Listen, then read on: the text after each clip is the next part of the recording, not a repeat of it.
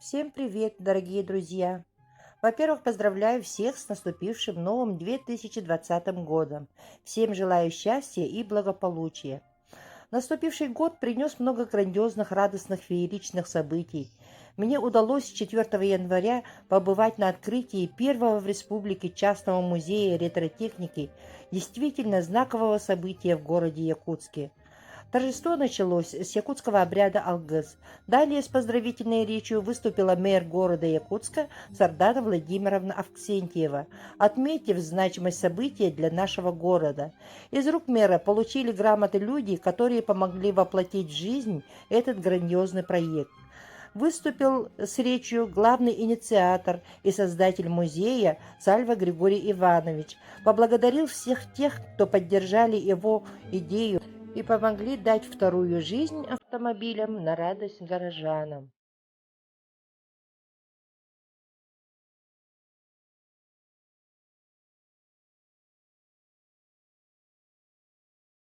В экспозициях музея представлена автотехника с начала XX века, где отражается история создания и развития советского автопрома. Смотрите сами, насколько разнообразно представлена здесь история отечественной автотехники. Практически все машины на ходу и находятся в прекрасном рабочем состоянии. Некоторые из них уже участвовали в парадах Дня города Якутска и 9 мая, и связана история нашей республики. Вот знаменитый ГАЗ-АА, в народе именуемый «полуторка», грузовой автомобиль Нижегородского в 1932 году, позже Горьковского автозавода. Образцом послужил американский грузовик Ford модели АА образца 30-го года. А это американский армейский автомобиль Willys МВ повышенной проходимости времен Второй мировой войны.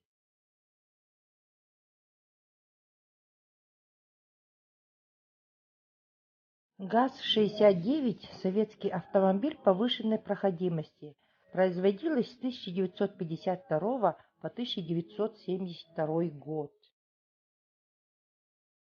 Packard – американская марка престижных легковых автомобилей, выпускавшихся с 1899 по 1958 год в Детройте, штата Мичиган. ГАЗ-21 «Волга» – советский автомобиль среднего класса, серийно производившийся на Горьковском автомобильном заводе. А знаменитый ГАЗ-М-20 «Победа» производился с 1946 по 1958 год. ГАЗ-2402 «Волга» – советский автомобиль второй группы среднего класса с грузопассажирским кузовом типа «Универсал», разработанный на базе седана ГАЗ-24. Серийно производился с 1972 по 1987 год на Горьковском автомобильном заводе, семиместка, оснащенная пятидверным несущим кузовом. Только что в магазин по продаже автомобилей поступила первая партия новых автомобилей «Запорожец». Новая модель значительно отличается от старой. Не правда ли? Красивая машина. Современная, элегантная. Безусловно, она завоюет в самое ближайшее время симпатии многомиллионной армии автолюбителей. Чем же отличается новая модель от старой? Багажник в новой модели, как и в старой, находится в передней части автомобиля, но он стал значительно просторнее. За счет чего? За счет того, что бензобак перенесен тоже в заднюю часть. Он находится за задним сиденьем. Вот посмотрите, очень просторный, удобный багаж. Салон намного просторнее, чем в старой модели. Почти такой же, как в модели «Москвича» 408-го. Всего лишь на 1,5 сантиметра уже эта машина, чем «Москвич» 408. Двигатель расположен в новой модели, так же, как и в старой задней части автомобиля. Мощность его доведена до 30 лошадиных сил. Здесь очень удобен, он удобен в смысле доступа к нему. Вот что хотелось сказать о двигателе. ЛуАЗ-969 «Волынь» – семейство советских грузопассажирских малолитражных легковых автомобилей повышенной проходимости. Годы производства с 1979 по 1996 год в Луцком автозаводе.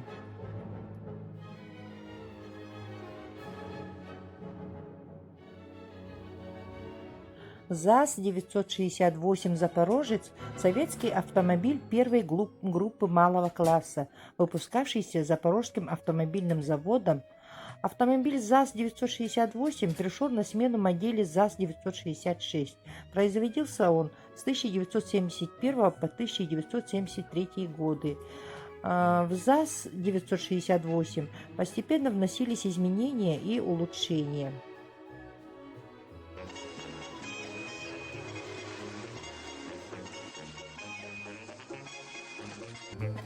СМЗ-С3А – двухместный четырехколесный автомобиль-мотоколяска, серийно выпускавшаяся Серпуховским мотоциклетным заводом с 1958 по 1970 годы. После фильма «Операция И» мотоколяска получила народное прозвище «Моргуновка».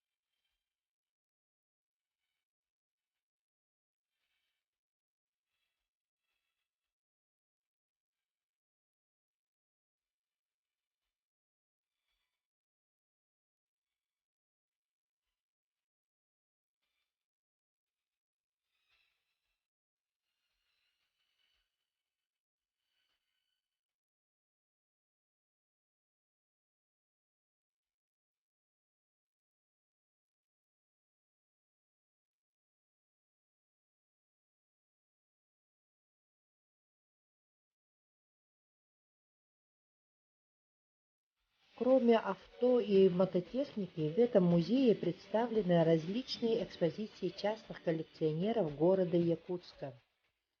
Вы сейчас видите выставку фототехники Хохлова Анатолия Михайловича, одного из активных коллекционеров города Якутска.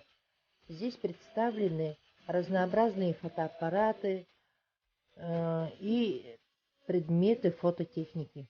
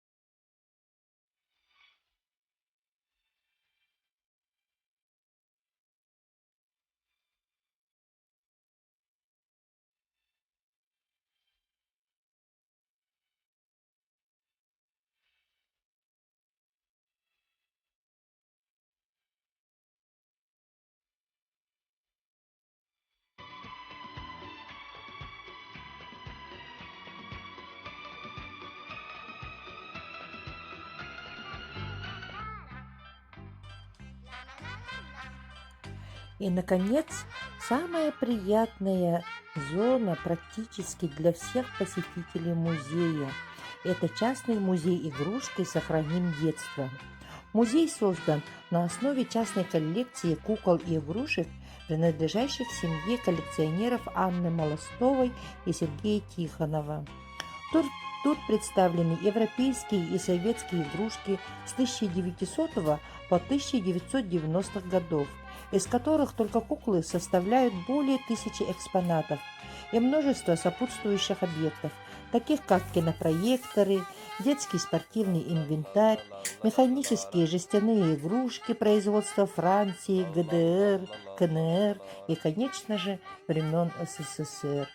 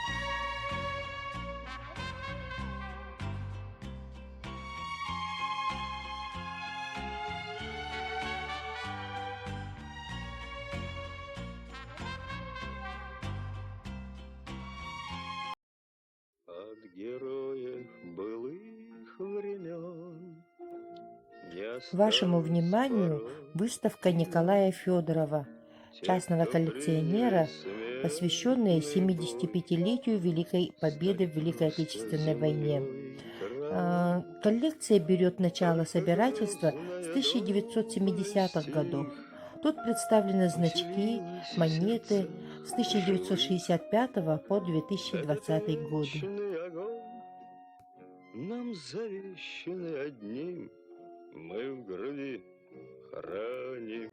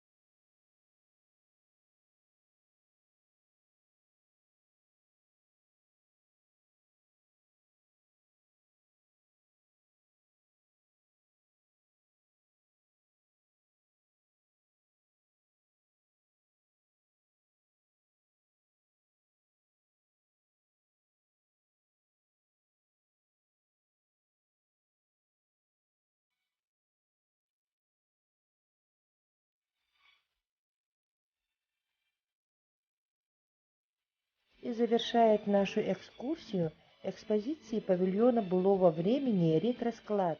Это частная коллекция семьи Олесовых Романа Юрьевича и Майи Аркадьевны. Продуктовая и промтоварная полка советского периода и предоставлен быт начала XX века и советского времени.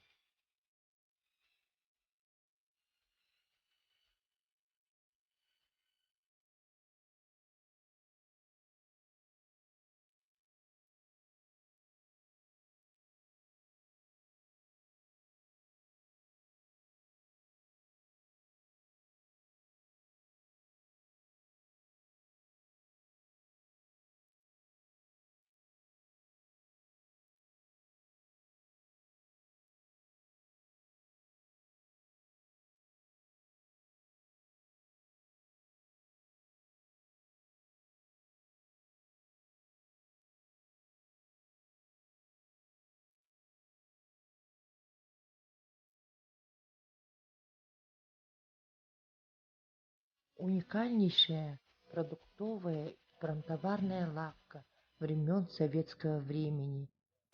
Наверняка всем до боли знакомые продукты питания, молоко, чай, разнообразные консервы. Наверняка всех нас уносят в далекое детство. И, конечно же, наши любимые самовары, буфеты.